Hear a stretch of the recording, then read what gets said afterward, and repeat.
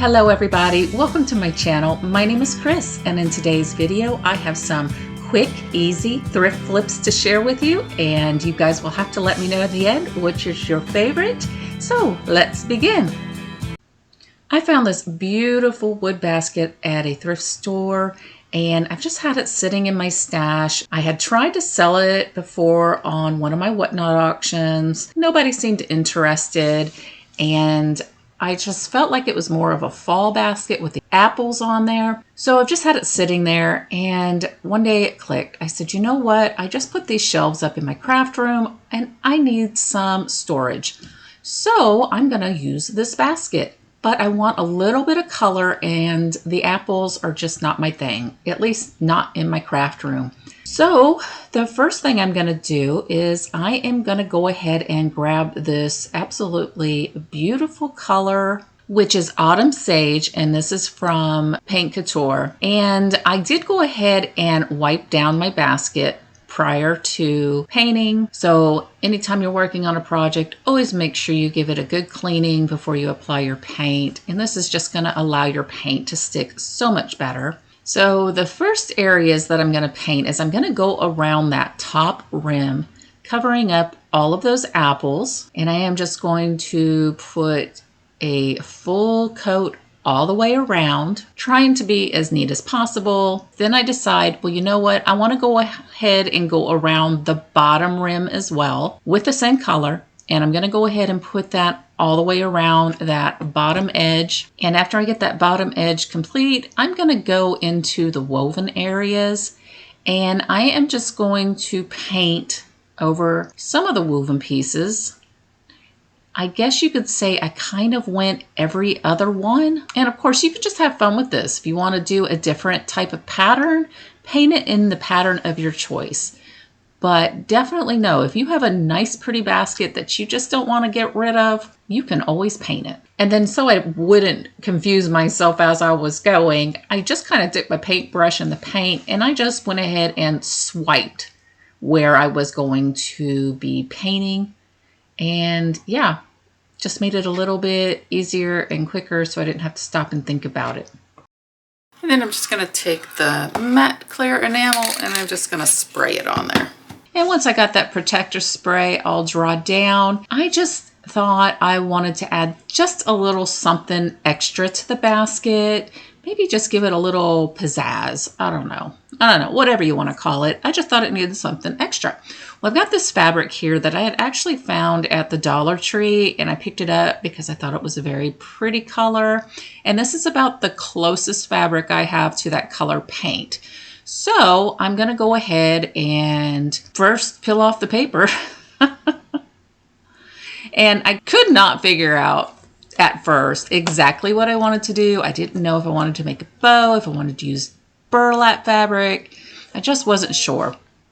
But then I was like, well, let me go ahead. I'm going to go ahead and cut a slit in my fabric, and then I'm just going to tear. This is so easy to get you those little pieces of ribbon that you might use, and it's a little bit more budget friendly if you ask me, and I can't never find a ribbon I like, so I like using the fabric. And then I've got this roll from the Dollar Tree, which, oh dang it, I need to pick up some more of that. Shopping list in my head, which I'll forget, so I don't know why I bother, but anywho, I've also got this muslin fabric. I believe it's muslin, but it's got like a tea stain type appearance. And I decided I wanted to use those with that ribbon, that colorful ribbon, and I wanted to use the lacy ribbon from the Dollar Tree. And so what I decided to do was really kind of hold it up there, and I'm like, you know what, that would just look cute hanging off the handle. So I'm just going to gather all of those pieces together, and I'm just going to make a tassel out of these pieces of string. So I'm going to grab me some jute string, and I'm just going to make a tassel. And I just start by tying that in the center, gathering around all pieces, pulling out another piece of string, and then just wrapping it around the top until I have it the way that I like.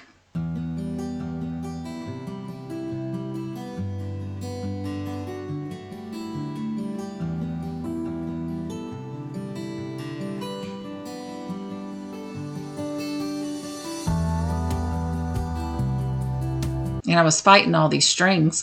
They kept gathering up together, and I was like, all right, where's the string I need?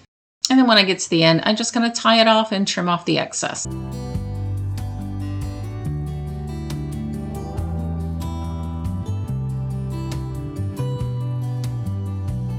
And then I'm just going to tie that onto the handle of my basket. And there's like a little lump on the handle closest to the basket itself. And I'm going to tie it in that little space there. That way it won't slide around on my handle. And then I'm just going to trim it up from the bottom because it was just a hair too long. Trim off some of those little strings because those were a little crazy in there. I don't mind some, but I didn't want it to look all ratty.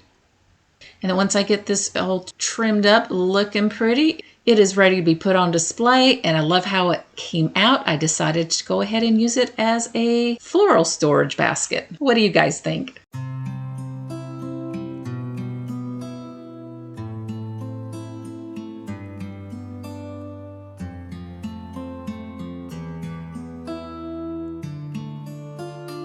In my next project, I had found this tray at a thrift shop, and I didn't realize until I was starting to clean it and going to remove this tag that this tray actually came from the Dollar Tree. So it's just one of their little metal trays you can pick up for $1.25. I hope I did not pay more than that at the thrift store. Nowadays, you just never know because they like to mark things up just way too high, in my opinion. But I am going to go ahead and get this sticker off. I tried with my heat gun. This sucker did not want to come off. Anytime I get stickers on one of these metal trays, they're a pain to get up. So between using the heat gun, my little scraper, and some Goo Gone, I did finally get it up. And then I'm going to take the color Casement, and this is from Fusion Paint. This is an all-in-one paint. If you're going to be painting on metal, I strongly suggest using a primer. That way your paint sticks to your primer. You just have better luck with it. But I've had pretty good luck with the all-in-one paints, doing a pretty good job as far as a primer, built-in primer is concerned. So I went ahead and I did this. If I would have done the primer, I probably could have used less coats, but I ended up putting 3 coats on this of this color. And I went around all of the top. I did not do the bottom. And now I'm going to take some clear wax, and then I'm going to take the color Midnight Blue. This is from Paint Couture. And I am going to mix that blue and that wax together. And after I get that all mixed up, I'm just going to take on just a little chippy brush, and I'm going to swipe it along the rim of this tray. And then I'm going to take a baby wipe, and I am going to wipe a lot of it off because I just want a hint of that blue around the edging of this tray. And I thought just mixing the wax and the paint together would be just like giving it a wax. That way, if I didn't like it, I could wipe it off easier than if it was just the paint. But I really like the way this worked. So keep that in mind. If you need a colorful wax, just take some clear wax and a paint, mix it together, and you've got that color wax. I'm going to grab the Roll Sand stamp from IOD, and I've got the color China Blue in their ink. And I'm sorry if you hear some squeaking, but Hetty is playing with her ball. That girl and her ball, I tell you. My idea with this tray is I want to do the blue and white colors eventually in my bedroom. And I thought, well, I'm just going to start by making a little bitty catch-all tray for my end table, you know. But I'm going to go ahead and I'm going to use just one of those little plastic cutting boards that the Dollar Tree, they're not plastic. I'm not sure what they're made of.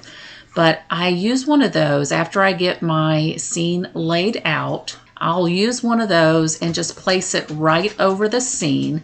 Now, if you do it this way, and the only reason I did it this way was because I wanted everything to be nice and straight. But if you do it this way, don't do it how I did it. Instead of cutting or finding a smaller sheet that I had already cut, I use the sheet as is, which is pretty big, and it's larger than the tray. So it did make it a little difficult, and you'll see here shortly.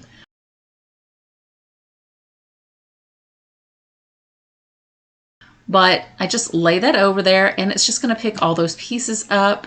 And then I'm going to take my ink pad and I am just going to ink up my stamps. And anytime I'm working with stamps, I like to have a baby wipe aside, because when you're done, you're going to want to go through and wipe up any ink that got off your stamps, just so you don't transfer it to your piece that you're working on. And then I'm just going to hover over my tray and I'm going to press that down. And this is where I had problems because it overlapped my rim. It made it difficult to get on the edge without pushing too hard. And well, because I pushed too hard, it came out just a little blurry in spots. Not too bad, but it did come up a little bit. And then I'm going to take my baby wipe and I'm going to go over my stamps and I'm going to clean those up promptly. Now, the great thing about this project, I used a all-in-one paint that already had a sealer in it, and IOD paints don't require any top coat. They are permanent just as is. But I'm going to go ahead and take my heat gun and I'm going to dry those down, and then this project will be complete. You guys will have to let me know what you think. I'm not sure. I'm on the fence about it, but let me know what you think in the comments down below.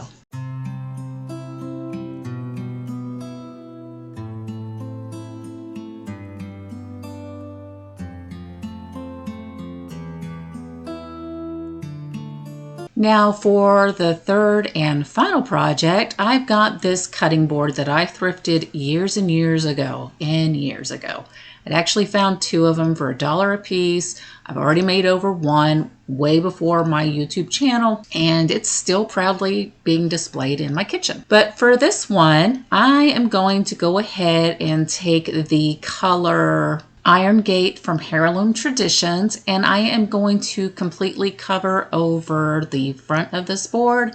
Yes, I know it's already black, but I wanted it to look a little bit better than how it looked, so I went over it with black. I did not do the back side because I'm thinking somewhere in the future I may decide to do a double-sided cutting board, but I'm not sure. We'll see. After I got that paint all dry, I am going to grab the Catharina rub-on transfer sheet and the very first sheet in the book right here. I love this because it's got the birds in the center, and honestly, I'm pretty much using this transfer just as it is. I'm going to go ahead and cut all 5 pieces out just to make it a little bit easier to work on the piece that I am working on, because it is a little bit smaller than this sheet itself. And then, like everybody usually does, I'm going to kind of lay it out to see how I am going to be positioning this on my piece. And once I get an idea that I think it's going to look okay, I'm going to start in the middle with these beautiful, beautiful birds. And I'm going to place that in the middle, take the tool that comes with every IOD purchase, and I am going to rub over that image. Once I get a good once over, I will pick a corner, lift up on that corner, and keep burnishing at the same time. And as you're lifting up, the image will transfer to your piece. If a piece is missed, just let that sheet fall back down and rub some more. And because this paint had a sealer in it, I did not have to put any kind of sealer down. So I was able to just put these transfers on that, and they stick like a charm. And you see there where I had missed a piece. When I pulled that sheet up, I just laid it back down, rubbed some more, and then burnished very lightly with that transfer sheet, making sure the entire image is stuck down. And then I'm going to continue on with my flowers, and I'm going to put one on each corner. Like I said, I loved this image just the way it was, and I thought it would be beautiful on this cutting board.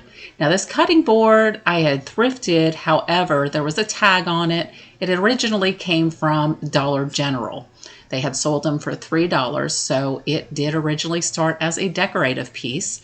We're just going to give it a little bit more interest. And when I'm rubbing on the transfers, I'm letting them kind of come around the sides a little bit So what I find myself doing is I'm going to take just that backing sheet and just kind of rub it down and flap it over, because I do have some of the transfer kind of poking up. And then I'm just going to take some scissors and trim it off. Now you can also figure out how much you want to overlap or fall along the sides and trim it before you start rubbing on. Just whatever's easiest for you. Me, I probably just alternate back and forth, whatever I think about at the time. And after I got the top left flower on, the piece that I had trimmed off that you see, I'm trying to figure out if I can have that positioned up here, just where it kind of fills in that space just a little bit more. I just thought it was a little too empty for being the handle. I just wanted just a little more. So I'm just going to trim it down and fit it to make it look like it's growing out of that piece there, and rub that down. And that's the wonderful thing about rub-on transfers, especially with the IOD brand. Now, I don't have much experience with other brands, but these are so easy to mix and match into different areas. So you just have fun with it. And anytime you put rub-on transfers down, they do need to be sealed. So I'm just going to take some clear liquid patina, and I'm going to apply this all along the sides and the top of this cutting board, making sure it's all sealed in, because I'm thinking I may end up selling this more than likely on one of my whatnot shows. And then once I got that sealed and it got dried down, I want to put something on the handle, but I just wasn't sure what. I thought, well, I've got this lace ribbon, or I've got some jute twine, jute rope. So you can really do anything, whatever makes you happy. And what I settled with was taking one of those Dollar Tree lace ribbons, making it into a bow, and then I'm just going to hot glue that right on the top of the handle there. And I've got one of these little metal buttons, and I picked my buttons up from Hobby Lobby. And I'm just going to take some hot glue and poke that right in the center. And this concludes this week's video. I hope to see you guys next week. Thank you so much for watching. Bye-bye.